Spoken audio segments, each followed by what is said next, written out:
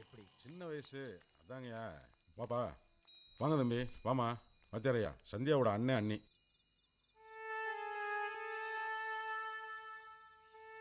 பொண்ணை பார்க்கலான் இருந்தேன். என்னென்னமோ நடந்து போச்சு. ஊரில் ஒழுங்காக விவசாயம் பண்ணி இருக்கலாம்ல. பத்திரிக்கை வேலை தான் வேணும்னு ஆசைப்பட்டான். அந்த வேலை வேணாம் வேணாம் நான் 1000 வாட்டி சொல்லிட்டேன். ஊரில் இருக்க குப்பையெல்லாம் நமக்கு இருக்கு. சரி எழுதலாம். அதனால இவனுக்கு ஏதாவது ஒன்று ஆச்சுன்னா பரவாயில்ல. கல்யாணம் பண்ண போற பொண்ணை தொலைச்சிட்டு வந்து நிற்கிறானே, நான் யாருக்கு என்னன்னு சொல்றது? திரு கூட இருந்தப்போ நடந்ததுக்காக நாம் அவரை குறை சொல்லக்கூடாது. அவர் எம்டி கமிஷனருக்கு ஃபோன் பண்ணியிருக்காரு. காலையில் கமிஷனரை போய் பார்க்கணும். பேப்பரில் காணவில்லைன்னு போட்டா என்னம்மா நீ நம்ம பிள்ளைய நம்மளே அசிங்கப்படுத்துறதா? அப்படி போறதா இருந்தா தம்பி அவர் சேனலே போட மாட்டாரா? அவர் சொன்ன மாதிரி கமிஷன் ஆஃபீஸில் தான் போய் சொல்லணும். நல்ல காரியம் நல்லா நடக்கும்.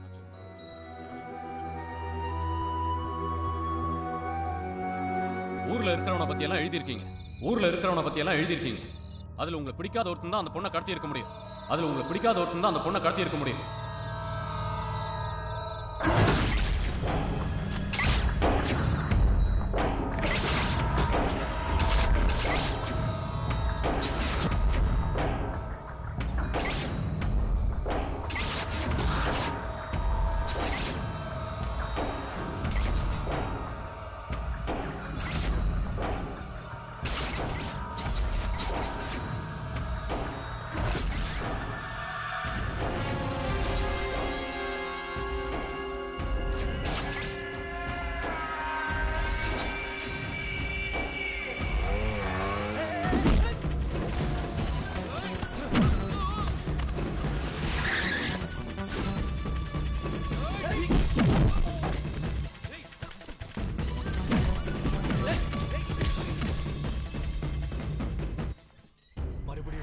வீராப்பா சொன்னது இப்படிதானா?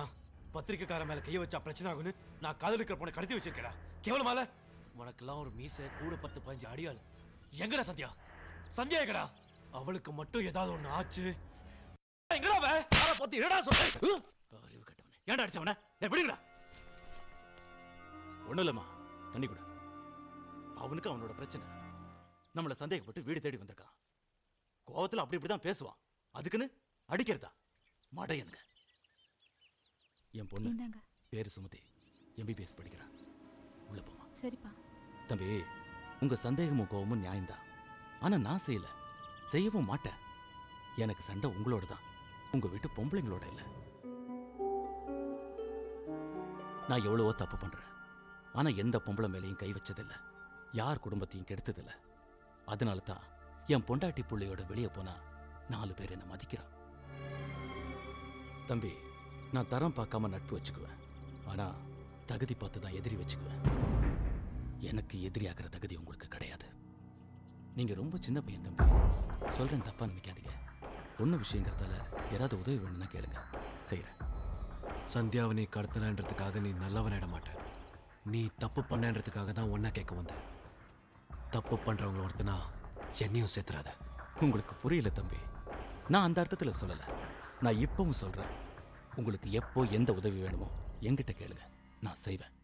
சிங்கம் பெருமாளே செஞ்சுட்டு இல்லைன்னு கூட சொல்லாமே எப்படி திரு அவர் சொல்றத நம்புறது? நான் நம்புறேன். காரணம் ஒரு கண்ணில் இருந்து உண்மை. வாய் போய் சொல்லும், கண் போய் சொல்லாது. இல்ல, இந்த கருத்து சிங்க பெருமாள் செய்யல. அப்போ வேற யார் செஞ்சிருப்பாங்க? இந்த 5 வருஷத்துல திருப்பதி எழுதின மொத்த கட்டுரைகள் 116, சினிமா விமர்சனம் உட்பட. இதுல பிரச்சனைக்குரிய கட்டுரை பார்த்தா 37. அந்த 37ல் பெருசா பாதிக்கப்பட்டவங்க 3 பேர். சிங்கபெருமாள், முன்னாள் அமைச்சர் துரைபாண்டி, IAS கருணாமூர்த்தி. இப்போ நம்ம சந்தேகத்தில் இருக்கிறது 2 பேர், முன்னாள் அமைச்சரா IAS. கருணாமூர்த்தி IAS கோர்ட் கேஸ்லேருந்து விடுவிச்சு டிபார்ட்மெண்ட் மாற்றிட்டாங்க. ஆனால் பதவி போகலை. பதவி பறி போனது துரைபாண்டியனுக்கு தான். 14 வருஷம் மந்திரி பதவியில் இருந்தவர். நீங்கள் எழுதின அந்த ஜெயில் கட்டுரையால் அவரோட பதவியை போயிடுச்சே. அப்போ துரைபாண்டிங்கிறீங்களா? அவசரப்பட்டு அந்த முடிவை எடுத்துட முடியாது சார். துரைபாண்டி அமைச்சரா இல்லையே ஒழிய ஆளுங்கட்சியில் அவருக்கு நிறையவே சப்போர்ட் இருக்கு. இதனால நாளைக்கு நம்ம பத்திரிகை கிடைக்கிற அரசாங்க விளம்பரம் எல்லாமே பாதிக்கப்படும் சார். பாதிக்கணுமே, பத்திரிகை எழுத்து போடுவான். ஐயா, அவன் எழுத கட்டுரையினால தான் இவ்வளவு கஷ்டம். எனக்கு நஷ்டம் வந்தாலும் பரவாயில்ல, அவனுக்கு நிம்மதி கிடைக்கும்னா நான் எதுக்கு தயார்.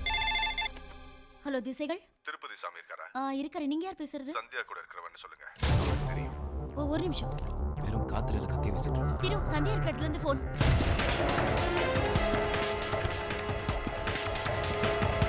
ஹலோ, என்ன திருப்பதி, எப்படி இருக்க? யார் பேசுறது? சந்தியா எங்க? சந்தியா பத்திரமா இருக்கு. ஏய், இப்போ உனக்கு என்ன வேணும்? எனக்கு வேணுங்கிறது தான் நான் எடுத்துட்டு வந்துட்டேனே. சொல்றது கேளு திருப்பதி. நமக்குள்ள ஒரு சின்ன விளையாட்டு. உனக்கு 15 நாள் டைம். அதுக்குள்ள நான் யாருன்னு நீ கண்டுபிடிச்சிட்டீன்னா சந்தியா உனக்கு கிடைப்பா. இல்ல கிடைக்கவே மாட்டா. இந்த விளையாட்டோட சுவாரஸ்யம் என்ன தெரியுமா? முடிவு என்னன்னு தெரிஞ்சே ஆரம்பிக்கிற விளையாட்டு இது. பொதுவா எல்லாரும் கடைசி மூவ்ல தான் செக்மேட் சொல்லுவாங்க. ஆனா நான் ஃபர்ஸ்ட் மூவ்லயே உனக்கு செக்மேட் சொல்றேன். ஏன்னா ஜெயிக்க போறது நான் தானே. செக்மேட் திருப்பதி. ஹலோ ஹலோ சே நம்பர் என்னன்னு பாரு. 9411 ப்ரீபெய்ட் கார்டாச்சே. யூஸ் பண்ணிட்டு சிம் கார்டை தூக்கி வச்சிருவானே.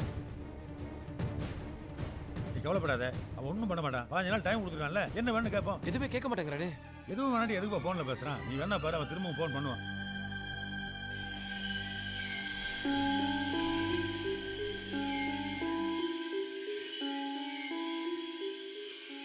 நீ தூங்கும்போது தூங்கி எந்திரிக்கும் போது எப்படி இருப்பேன்னு பார்க்கணும்னு நினைச்சேன்.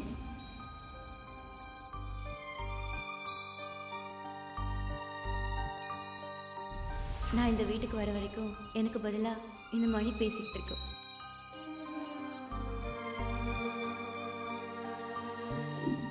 நான் தான் உன்னை தேடி வந்தேன். நான் தான் உன்கிட்ட காதல் சொன்னேன். நான் தான் முத்தம் கொடுன்னு கேட்டேன். இப்பவும் நான் தான் உனக்காக காத்துட்டு. சொல்லுண்ணா. பிரச்சனையா? அதெல்லாம் ஒன்றும் இல்லைண்ணா, பிரச்சனை இல்லைண்ணா. ரொம்ப கத்துறாளா? என்னண்ணா நீ அடிச்சடியில் சாப்பிட்றதுக்கே வாயை திறக்க மாட்டேங்கிறா. ஒன்றும் பிரச்சனை இல்லை, நான் ஃபோன் பண்ணுறேண்ணா. ரெசிடென்ஷியல் ஏரியா, சின்ன டவுன் கூட வரும். ஓகேண்ணா சரிண்ணா.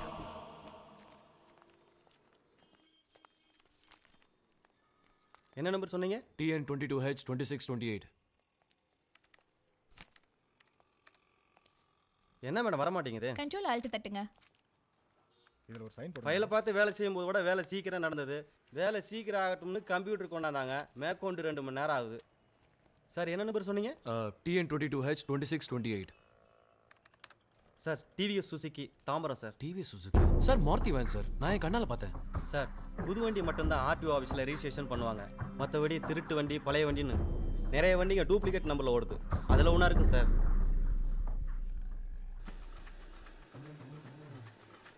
டே ரவி, இங்க வந்து பாரா, செம ஆட்டம்.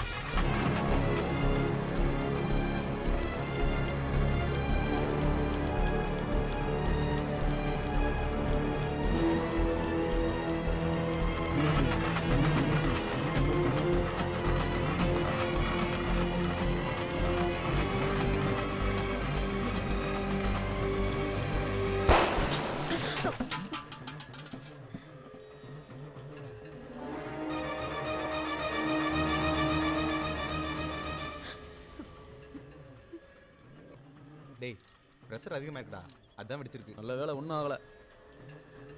என்ன? டாய்லெட் போகணும். போ.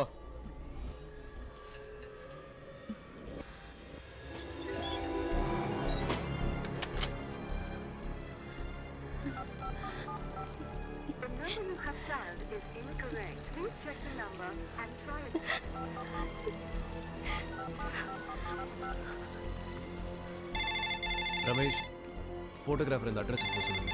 அப்படியே சாயந்தரத்துக்குள்ள இந்த போட்டோஸ்லாம் ஆஃபீஸ்ல நீங்கள் டயல் செய்த எண்ணை சரிபார்க்கவும்.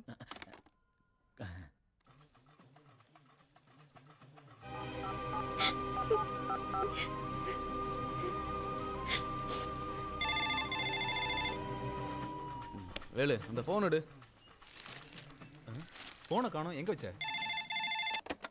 ஹலோ சந்தியா, சந்தியா நீ எங்க இருக்க? சந்தியா நீ பயப்படாத. நீ எங்க இருக்க சொல்லு. சந்தியா நான் பேசுறது கேக்குதா? Hello hello.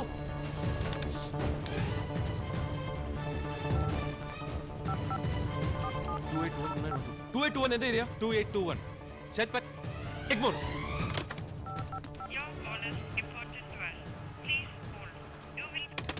நான் எக்மோர் போறேன். கரெக்ட் அட்ரஸ் கண்டுபிடிச்சு எனக்கு உடனே ஃபோன் பண்ணு.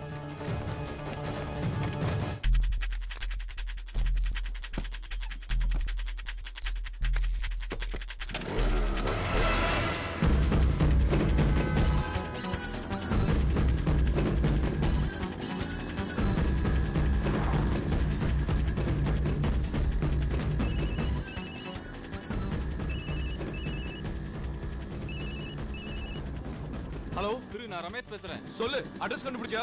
தாசப்பிரகாஷ் பின்னாடி 15 கிங் ரெடி ரோட்ல இருக்கிற தமிழ்நாடு குடிசை மாற்று வாரியத்துல எஃப் பிளாக் நம்பர் 24 தெரு. ஓகே வச்சிரு, நான் பாத்துக்கிறேன்.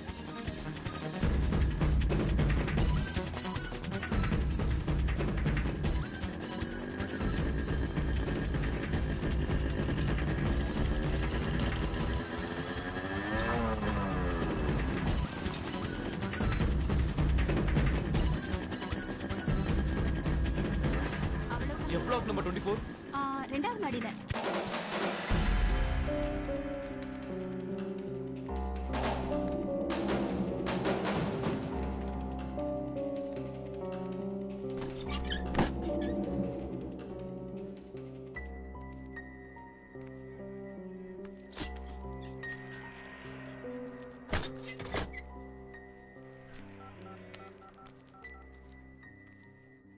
ஹலோ ஹலோ ரமேஷ், நான் திரு பேசுறேன். அந்த நம்பர் திரும்ப சொல்லு. ஒரு நிமிஷம். 28212912. ஓகே. என்னாச்சு திரு? இங்க யாருமே இல்ல, நான் திரும்ப பேசுறேன்.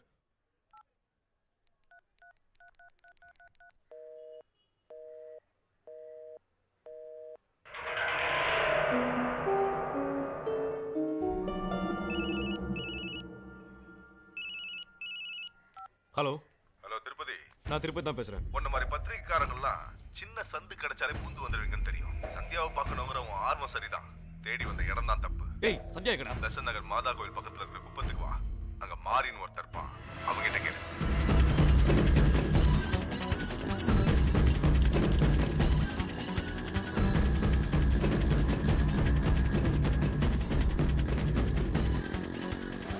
மாறி விடுங்க, உள்ள போய் கேளுப்பா.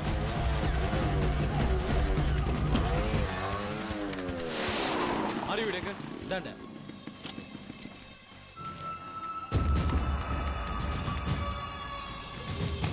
இங்க மாறின்னு.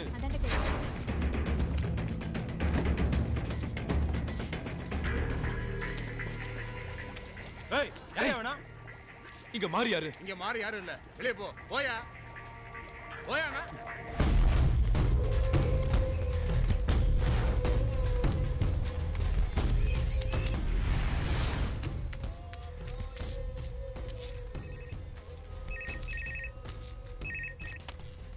ஹலோ, யார் பேசுறது? அங்க திருப்பதின்னு ஒருத்தர் வந்திருப்பாரு. கொஞ்சம் கூப்பிடுங்க.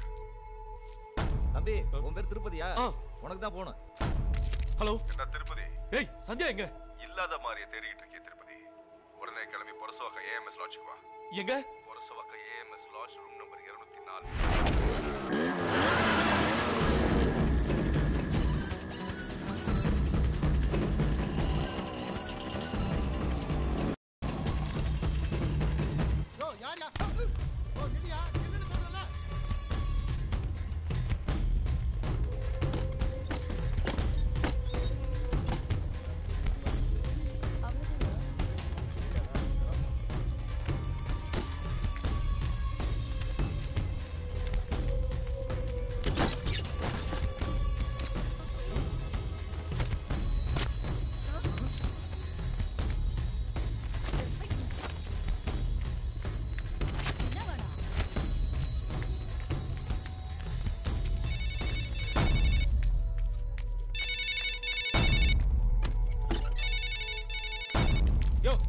உனக்கு என்ன வேணும்?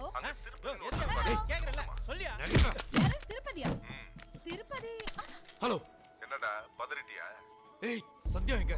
அங்க இருக்கிற எல்லா பொண்ணுங்க முகத்துலயும் சந்தியாவை பார்த்திருப்பிய. உன் சந்தியா வேணும்னா ராயர் தோட்டத்துக்கு வா. Hello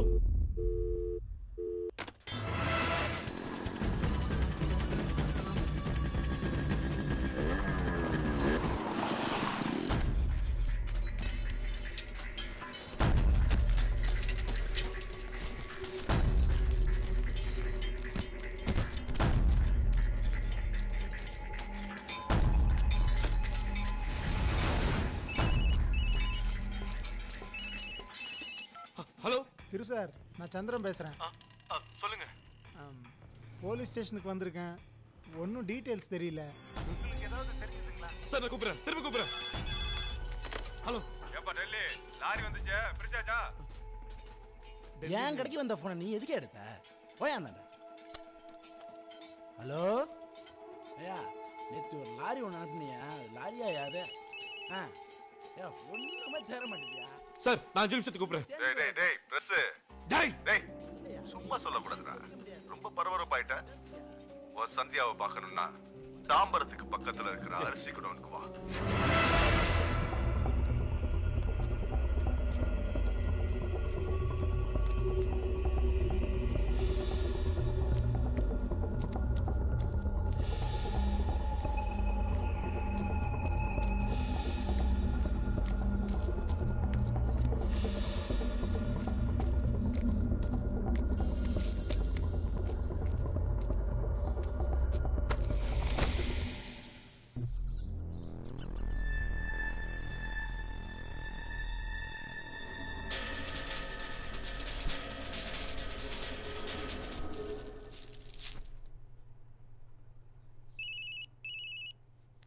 hello.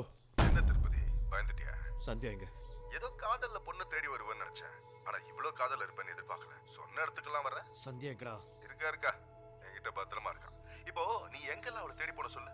உனக்கு என்ன வேணும்? எனக்கு வேணுங்கிறது என்கிட்ட தானே இருக்கு. டேய், முதல்ல நீ பெசன் நகர் சேரிக்கு போன. அங்க கள்ளசாராயம் காய்ச்சினாங்க, அது உனக்கு தெரியல. அடுத்து லாட்ஜுக்கு போன. அங்க பொண்ணுங்களை வச்சு விபச்சாரம் பண்ணாங்க, அது உனக்கு தெரியல. அடுத்து ராயர் தோட்டம் போன. அங்க விக்கிறதெல்லாம் திருட்டு பொருள். ஒரு லாரியை 1/2 மணி நேரத்துல பாட்டா பிரிச்சு வித்துருவாங்க, அதுவும் உன் கண்ணுக்கு தெரியல. அவ்வளவுயே. இப்ப இருக்கே குடோன், இங்க இருக்கிறதெல்லாம் பதுக்கல் அரிசி. இப்ப உனக்கு எந்த பிரச்சனையுமே தெரியாது. சந்தியாவை தவிர. இந்த பத்திரிகைக்காரங்களே இப்படிதான்டா. உங்களுக்கு பிரச்சனை இல்லாத வரைக்கும் இருக்கிற பிரச்சனை எல்லாத்தையும் எழுதுவீங்க. சொந்த பிரச்சனை வந்தா மத்த எந்த பிரச்சனையும் உங்க கண்ணுக்கு தெரியாது. நீங்க எல்லாம் எலி ஜாதிடா. பாக்குற எல்லாத்தையும் கடிக்குதுன்னு தான் எலிய மசால் வடை வச்சு பிடிக்கிறோம். ஆனா கூண்டுக்குள்ள சிக்கினதுக்கு அப்புறம் எந்த எலியாவது மசால் வடையை தின்னு இருக்கா? எப்படி வெளியே போகணும் தான் யோசிக்கும். அந்த மாதிரி தான் நீ கூண்டுக்குள்ள சிக்கின எலிடா. இனிமே சுத்தி இருக்கிற எந்த பிரச்சனையும் உனக்கு தெரிய போறதில்ல. நீ கடைசி வரைக்கும் சந்தியாவை மட்டுமே தேடிட்டு இருக்க போற. ஆனா நீ என்ன தேடினாலும் சந்தியா உனக்கு கிடைக்க மாட்டா. இந்த ஆட்டத்துல ஜெயிக்க போறது நான் தான். மறுபடியும் சொல்றேன், செக்மேட் திருப்பதி.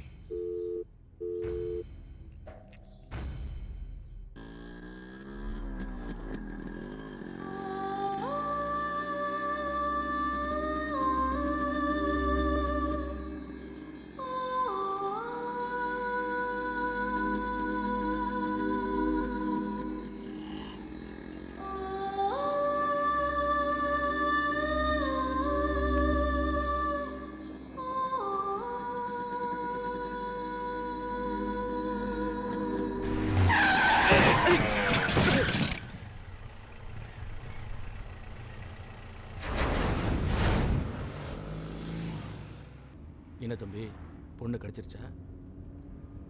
உனக்கு என்னடா அக்கறன்னு பார்க்குறீங்களா? எனக்கு உங்களை ரொம்ப பிடிக்கும்.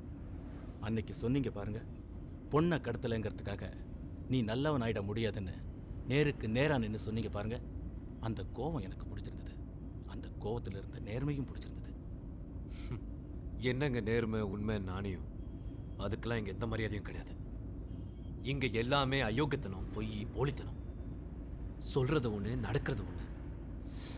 இந்த நாட்டில் எல்லா நதிகளையும் தண்ணி வெள்ளமா ஓடுதுன்னு சொல்றோம்.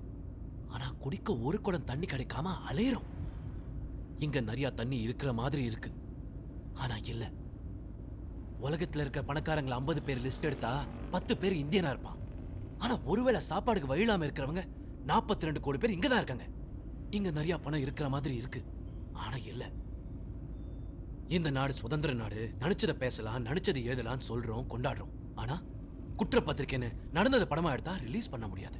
நடக்கிறத எழுதுனா பத்திரிகை ஆசிரியர் இந்துராம நடுராத்திரி கைது செய்வோம். இங்க நிறைய சுதந்திரம் இருக்கிற மாதிரி இருக்கு, ஆனா இல்ல. நான் பண்ண தப்பு என்னங்க? பார்த்தத, கேட்டத, நடந்தத உண்மையை எழுதினது தான் நான் பண்ண தப்பு. அதனால நான் நேசிச்ச பொண்ண, என்னைய சுத்தி சுத்தி வந்த பொண்ண தொலைச்சிட்டு அலையிறேன். இங்க நல்லா வாழ முடியாதுங்க. நான் நினைவு தெரிஞ்ச நாள்ல இருந்து தப்பு பண்ணிக்கிட்டு இருக்கேன். ஆனா ஒரு நாள் கூட வாழ முடியாதுன்னு உங்களை மாதிரி நான் பயந்ததில்லை. இந்த நாட்டுல தப்பு எங்க தெரியுமா? என்ன மாதிரி தப்பு பண்றவங்கெல்லாம் ஜெயிப்போன்னு நம்புறோம். உங்களை மாதிரி நல்லது பண்றவங்கெல்லாம் தோத்துடுவோன்னு பயப்படுறீங்க. உங்க காதல் உண்மைதானே? நீங்க நேர்மையானவர் தானே? நல்லவர் தானே? முதல்ல நம்புங்க. ஜெயிப்போன்னு நம்புங்க. கண்டிப்பா ஜெயிப்பீங்க.